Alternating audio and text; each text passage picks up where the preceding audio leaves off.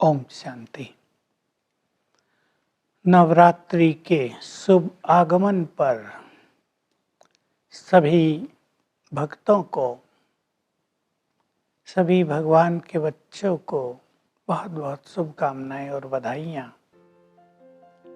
भारत में देवियों के पुजारी करोड़ों करोड़ों हैं। जब ये सुंदर समय आता है नवरात्रि का, तो बहुतों के चित्त शांत होने लगते हैं। बड़ी श्रद्धा और भावना से सभी देवियों का आह्वान करने लगते हैं और सारे भारत में ही अलौकिक वाइब्रेशंस फैल जाते हैं। बड़ी सुखद प्रतीति होती है। सोचने की बात है, क्यों इन सब की पूजा हो रही है? कौन है ये?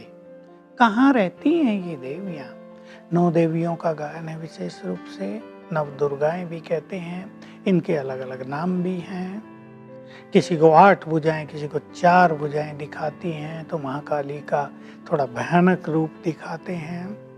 वास्तव में इन्होंने मनोविकारों का संहार किया था, मनुष्य को परमात्मा संदेश दिया था। एक समय सृष्टि पर वो होता है जब निराकार शिव भगवान इस धरा पर आते हैं, कलयुग की काली रात को सतयुगी स्वर्ण युग में बदलने के लिए। उस समय जो माताएं बहनें, जो मनुष्य आत्माएं भगवान के कार्य में उनके सहयोगी बनती हैं, वो पूजनीय बन जाती हैं। उन्होंने सर्वशक्तिवान से योग लगाकर अष्ट शक्तियां भी प्राप्त की, इसलिए उनको शिव शक्तियां कहते हैं। इसलिए उनको 8 भुजाएं दिखाते हैं। भुजा शक्ति का प्रतीक है ना। तो ये सब वो महान आत्माएं हैं जिन्होंने भगवान को मदद की थी। शास्त्रों में भी तो यही दिखाया। सृष्टि पर जब असुरों का आधिपत्य बढ़ गया, तो भगवान ने इन सब का यह आह्वान किया और इन्हें भेजा, जाओ असुरों का संहार करो। तो ये आसुरीयता जो मनुष्य के अंदर समा गई है, अब इसके संहार की जरूरत है। अब भगवान पुनः आकर अपना दिव्य कार्य कर रहे हैं, तो बहुत सारी भाई बहनें पवित्र जीवन बनाकर अपने मनोविकारों को नष्ट करके परमात्मा से शक्तियां प्राप्त कर रही हैं। इस संसार के कल्याण का कार्य कर रही हैं। सबको सुख देने का महान कार्य कर रही हैं। उनकी ही फिर पूजा होती है। तो मैं भारत की सभी बहनें, माताओं को, नारियों को कहूंगा, आप केवल इनकी पूजा ही ना करें, आप भी तो इनके बच्चे हैं ना। उनको माँ कहते हैं ना। तो बच्चों में वही गुण तो होने चाहिए जो माँ में है। हम उनके आगे हाथ तो जोड़े खड़े रहें, दीपक तो रोज जला दें, अगरबत्ती भी जला दें, उनका गुणगान भी कर दें, फल फूल भी चढ़ा दें। परंतु यदि हमने स्वयं को नम्र चित्त नहीं बनाया, मातृत्व से भरपूर नहीं किया, सुख देने वाला नहीं बनाया, तो क्या देवियां हमारी पूजा से प्रसन्न होंगी? हमें अच्छी तरह जान लेना चाहिए, अगर हम पाप कर्म करते हैं, यदि हम विकारों के वश रहते हैं, यदि हमारे विचार शुद्ध नहीं है, यदि हमारी दृष्टि बुरी रहती है और रोज मंदिर में जाके देवियों की आरती उतारते हो, भोग लगाते हो, तो आपका भोग उन्हें स्वीकार नहीं होता।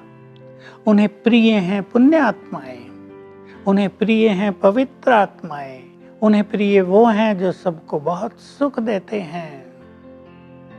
केवल पूजा पाठ करने वाले भक्त नहीं, जो कुछ महान कार्य करते हैं वो उन्हें प्रिय हैं। इसलिए ये जो 9 दिन हैं, इनमें अपने जीवन में आप सभी कुछ चेंज लाएंगे।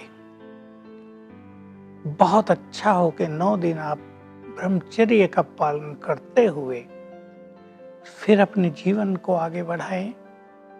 ये तो सर्वश्रेष्ठ बात होगी क्योंकि ये सभी देवियां संपूर्ण पवित्र हैं और इन्हें पवित्रता सबसे अधिक पसंद है।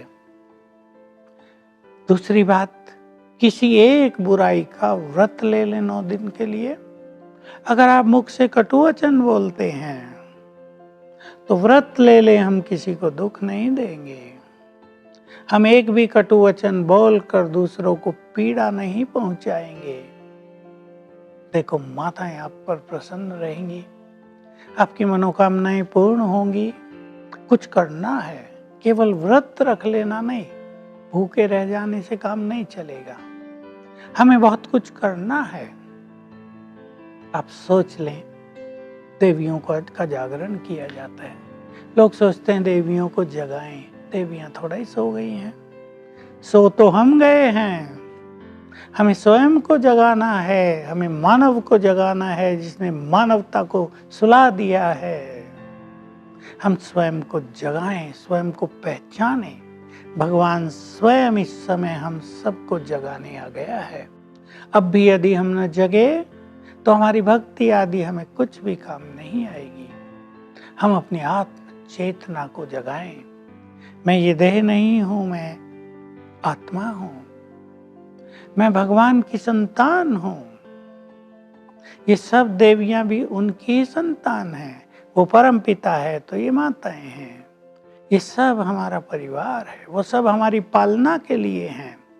लेकिन बच्चों को माँ बाप के कुछ गुण तो जीवन में धारण करने ही होंगे। आप रोज दूसरों से लड़ाई झगड़ा करें, क्रोध की अग्नि आप में जली रहे, आपका ध्यान दूसरे की संपत्ति हड़पने पर हो, तो देवियां आपसे राजी नहीं होंगी।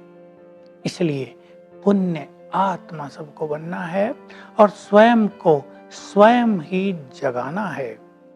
तो पूजा पाठ करते हुए, देवियों की महिमा गाते हुए, उस महिमा पर जरा ध्यान देना कि उस महिमा में क्या क्या वर्णन है, उसे हमें भी जीवन में अपनाना है। माँ और उनके बच्चों में समानता हो जाए। कई भक्त लोग माताओं के दर्शन करने के लिए भी बहुत कठिन तपस्या करते हैं, माँ माँ करते रहते हैं, जागते रहते हैं, व्रत रखते हैं। ठीक है, उन्हें माताएं दर्शन भी दे देती हैं, लेकिन केवल दर्शन से तो काम नहीं चलेगा ना।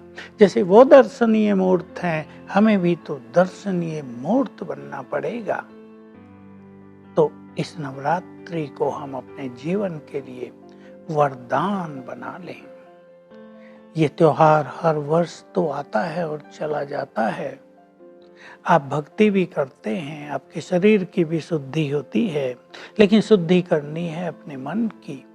अपने विचारों को शुद्ध करना है, अपने विचारों को कल्याणकारी बनाना है, सुखदायी बनाना है। हम दूसरों के दुख हरने वाले बन जाएं, दूसरों की पीड़ा हरने वाले बन जाएं, तो देखिए देवियां हम पर किस तरह प्रसन्न रहती हैं। हमारी छत्र छाया बन जाएंगी देवियां। अन्यथा लोग देवियों की मूर्ति बनाते हैं, उनकी पूजा पाठ करते हैं, उनका फिर विसर्जन कर देते हैं और इतिश्री हो जाती है, सब खेल समाप्त हो जाता है। लेकिन हमारे चित्त में तो वो बसी रहती हैं। तो आइए हम सभी, मैं विशेष रूप से आज घर की माताओं को, नारियों को कह रहा हूँ, अपने अंदर इन देवियों के संस्कार भरें, इनके गुणों से अपने जीवन का श्रृंगार करें। वो कितने रहमदिल हैं, विचार करेंगे, वो सबकी मनोकामनाएं पूर्ण करने वाली हैं। ऐसा आप न समझ लें कि महाकाली कोई क्रोध करती है, वो भी ममता की प्रतिमूर्ति है। वो हमारी साथी बन सकती हैं, बस उनके गुणों को, उनके लक्षणों को हम अपने जीवन में उतार लेंगे तो 9 के 9 दिन बहुत सुख पाएं आप सभी। आपके ये 9 दिन आनंद से, खुशियों से, ईश्वरीय प्रेम से, माताओं के प्रेम से भरपूर हों और सदा आपका जीवन ऐसा ही चलता रहे। ऐसी हमारी इन श्रेष्ठ दिनों के लिए आप सबके लिए शुभकामनाएं हैं। ओम शांति।